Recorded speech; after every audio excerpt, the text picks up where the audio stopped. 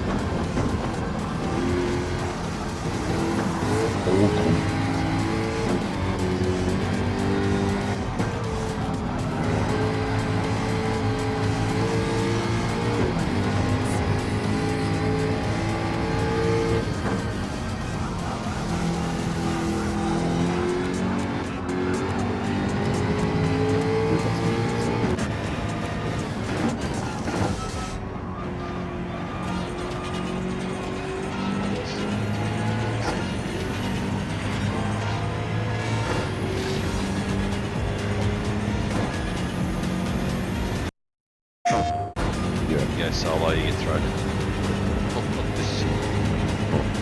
It was actually pretty cool. It was very cool, actually. Upshot is we had some pretty pissy nights. Oh yeah. Pretty. When they let their hair down, they really let their hair down. Oh fuck, they don't miss a beat. They rip that shit right. Work hard, play hard, sort of thing.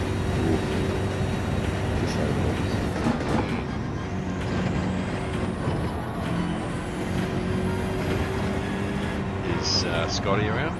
Yeah, he is. He just ducked off. Just like, I think hit the lady thing just literally 2 seconds before he ducked in. Yeah. So and Jeff's back very soon. Jeff's got all that man. Yeah, Jeff was on for about 6 minutes and then said I'd go down. Alright. Well, I might be doing the same. Yeah. There's nothing on tonight for me, and the son wants to watch a TV show with you. I'm just cracking whiskey, right? Quiet. Yeah, I've just cracked my first beer.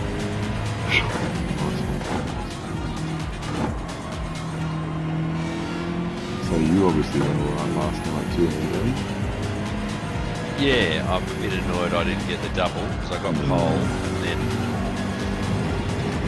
made a mistake in the sprint race. I was sitting there in second place and then I got T-boned and didn't end in disaster. I ended up in fourth. The guy, we were alongside each other over the line. It was so close. And the guy that won it, who was also in a BMW, had somehow absolutely cooked his tyres, and he did the last lap fully red, and we were both gaining on him. Hand over fist. You know, so if I had been in second place, I wouldn't have been held up by the Porsche, and then I would have been all over first place like a rash. And I would have got it because my tyres were hardly half warm. So I was real disappointed to get that little love tap from behind. I got bent out of shape. It was all sorts of lucky not to get damaged. I actually clipped the barrier and didn't spin it. So how I didn't spin and get damaged, I don't know. So some bit of damage control. But then the sprint race was just dominant because no one else picked the right strategy. Yeah, look, like I said it in the chat again today, and I'll say it again, but how the fuck do you pick these strategies? No shit. Is it just a combination of maths and you're a fucking pilot, so you just work out all that fucking timing shit? I've developed it over the last couple of years. It's like anything, any learned skill, right? You just instantly you develop it instantly. I used to have to jot it down and work out one strategy versus another. Basically, it's an accounting exercise. You're working out, okay, well, if I do it this way, the extra stop's going to cost me this much, but I'll gain that much, you know? So I used to add them up, the pros and cons, and work out which one is quicker. And you end up, you know, it might only be 3 or 4 seconds quicker, but that at the end of the day ends up being the optimal strategy. So all other things going in, you know, that should be the one you choose. But I've just refined it over the last couple of years, and you know, I can pretty easily work it out with about 20 to 30 minutes of practice. I can work out a strategy. It blows me away. It's just simple maths. You do the practice runs to get the data, and you plug the data in, and it's not even an equation, it's just a sum. You're just adding things up. But you're taking a lot of things into account that you know you don't normally think of, or you wouldn't always think, unless I've been doing it for 2 years. I've been you know, doing it now.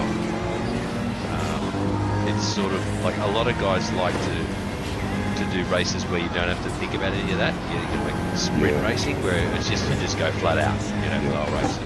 Whereas this is my wheelhouse, I guess you like, because this is where I think I've got an edge. But Scotty and I dreamt this up. What it would have been nearly 2 years ago when we did that gridline series, Scotty. We did a series where it was exactly that. We wanted to make tyre and fuel something that you had to think about. We wanted a series where each round there was multiple strategies that would possibly work. It wasn't obvious what the strategy was each race. And so that's sort of taken off now with other leagues. They're doing the same thing. You know, it's a common thread. Like before, I was in Corvettes, and I was toweling up my main rivals until the update, and then after the update, we had this race at Spa, and they were just gobbling me up down the Cameron Straight. Like I was going backwards, and my car's the one with the higher power. So something had gone on there where they, you know, reduced the drag on the Corvette or something, you know, changed somehow. So all of a sudden, you know, so something like that might have happened to this car. Who knows?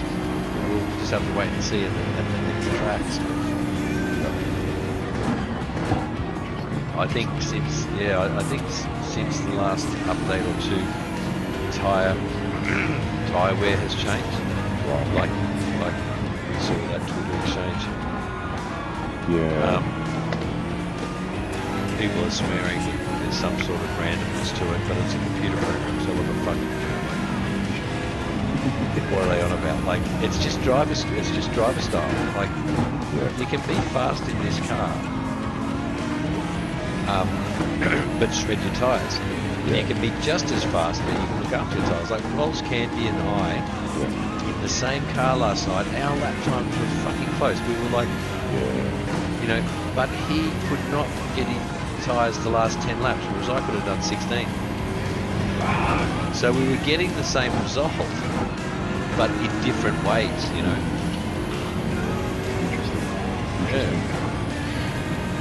I think fundamentally one of the really good things I think in this group is fuel management and tyre wear, largely.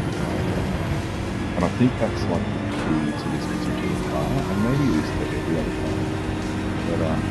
But like to a degree, it's important in every car you drive. Yeah, absolutely. because like when you guys were saying the other night, oh, let's do like 12 laps on the side.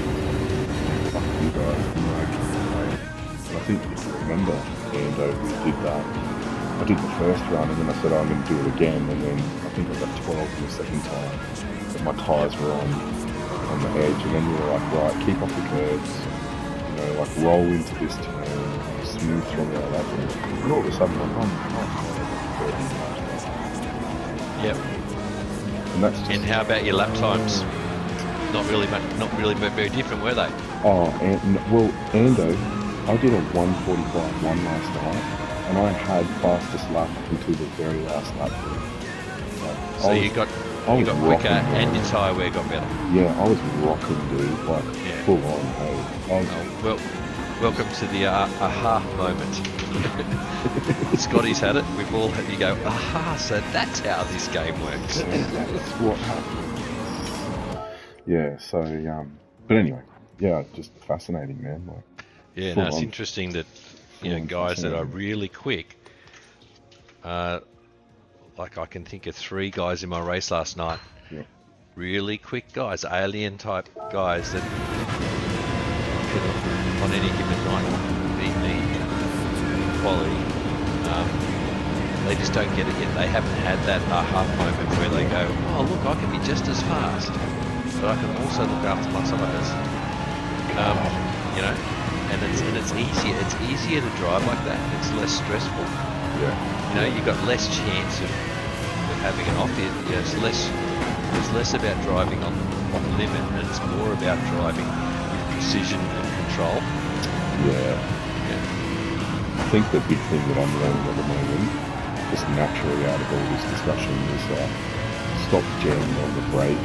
Like I drive like very in a digital way, like on, off, on, off. I have no linear curve brake or accelerator. And I've been trying to do that a bit more, and I think that's helping. I think it helps with tyre and with fuel. That's where all your pace comes. After a certain point, right, once you learn a track, you know what a racing line is, you learn your brake points. You learn when to mash the throttle, like where are those tenths then going to come? It helps you get quicker, getting more consistent, learning a bit of racecraft, learning how to follow someone, learning how to defend, learning how to make a decisive overtaking move, learning how to avoid trouble, learning about undercut, overcut, all that sort of thing. And learning, how to adjust your strategy when things go wrong, all those things, that all comes icing on the cake sort of thing to help you get points. What happened to him? He rage quit the first race. Oh, really? When he rage quit a race, then he comes back for another one? Yeah, he rage quit the first race because he put him on the wrong tyre or something. So he yeah, that's his fault. He's ticked in with the wrong tyre. Yeah. And then the second race, yeah, I remember that. But I didn't realise I heard him whinging about starting on hards.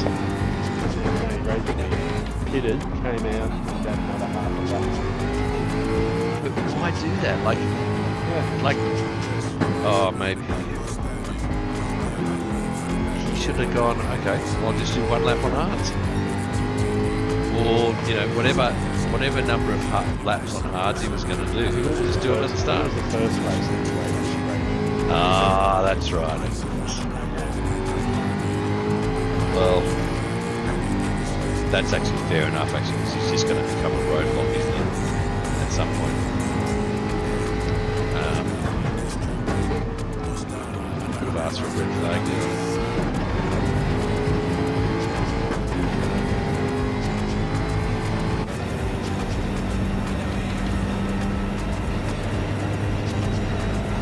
Listening to the stream today as well. Not sure if it's played up or not, but like the commentator, old man, was genuinely surprised how you guys. And Jeff and I came in on the first lap of the halves. Which I thought was interesting. I don't know if you played. Yeah, I think he did, because I give them a few tips each round when I remember on what strategies are in play. Yeah. So they have some sort of ability to analyse what's going on, because you know the commentators, they're not practicing for these races, so they don't know what we know. But I think it's good for them to have an idea of what possible strategies people might be trying. Yeah. Because I see them get it wrong so often, where they say, you know, oh, he's going to do this, he's going to no, and I'm like watching it going, no, mate, that's not what he's doing. It's like,